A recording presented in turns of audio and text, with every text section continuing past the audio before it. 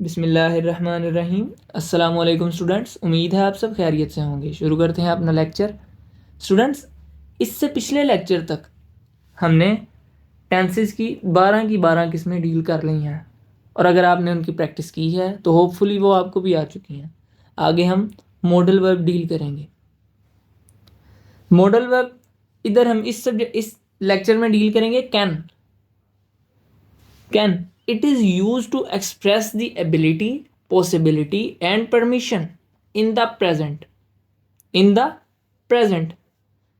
ये चीज़ इंपॉर्टेंट है। In the present, जारी वक्त में, एज एन एबिलिटी, पॉसिबिलिटी या परमिशन के तौर पे यूज़ होगा। पहचान जहाँ पर यूज़ होगा उन जुमलों के आखिर में, उर्दू जुमलों के आखिर में क्या आएगा, या उर्दू में उनकी क्या पहचान है। उर्दू जुमलों के आखिर में सकता है, सकती है, सकते हैं वगैरह आता है। आगे चलते हैं इसके स्ट्रक्चर की तरफ। मैं फिर वही कहूँगा, स्ट्रक्चर की तरफ आपने फोकस करना है। स्ट्रक्चर आ गया तो आपको कैन की भी समझ आ गई। Subject plus can plus verb plus object. Simple structure क्या होता है? सब्जेक्ट, वर्ब और ऑब्जेक्ट। इधर हमने साथ कैन का यूज़ करना है, बस, और कोई काम नहीं है। अगर तो नेगेटिव में हमने देखना है इसे, तो कैन के साथ नोट लग जाएगा। Subject plus can note plus verb plus object. अगर हम इन्हें इसे इंटेरोगेटिव के तौर पर देखना है तो कैन शुरू में आ जाएगा, ठीक है, और नोट ख़त्म हो जाएगा। Can plus subject plus verb plus object, साथ वालियाँ निशान। होपफुली आपको स्ट्रक्चर की समझ आ गई होगी, इतना मुश्किल नहीं है।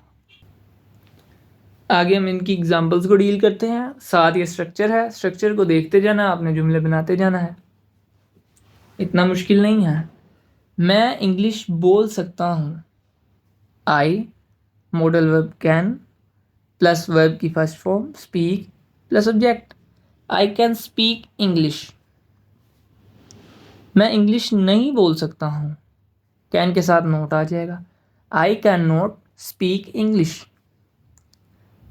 अगला आ जाएगा, क्या मैं इंग्लिश बोल सकता हूँ? कैन के साथ, नोट के साथ जो कैन है मॉडल वर्ब है या जो हेल्पिंग वर्ब है वो शुरू में आ जाता है इंटेरोगेटिव बनाते वक्त, ठीक है। ये हम पहले डिटेल से डील कर रहे हैं।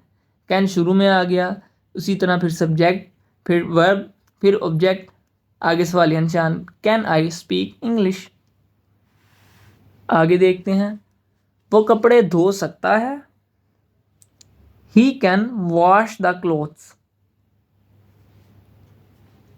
ही उसी तरह कैन आ जाएगा, वॉश द क्लोथ्स। वो कपड़े नहीं धो सकता। He can not wash the clothes.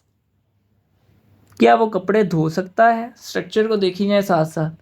Can he wash the clothes. Students, उम्मीद है आपको ये कैन मॉडल वर्ब की समझ आ चुकी होगी। ये इतना मुश्किल नहीं है। इसी के साथ अल्लाह हाफिज़। मिलते हैं अगले लेक्चर में। अगर आपको किसी भी किस्म की कोई कन्फ्यूजन है या कोई बात समझ नहीं आती तो मैं फिर कह रहा हूँ, आप मुझे कमेंट सेक्शन में कमेंट कर सकते हैं। हम उधर दोबारा उस जो आपकी कन्फ्यूजन है उसको दूर करने की कोशिश करेंगे मिल के। अल्लाह हाफिज़। अपना ख्याल रखिएगा, दुआओं में याद रखिएगा। अल्लाह हाफिज़।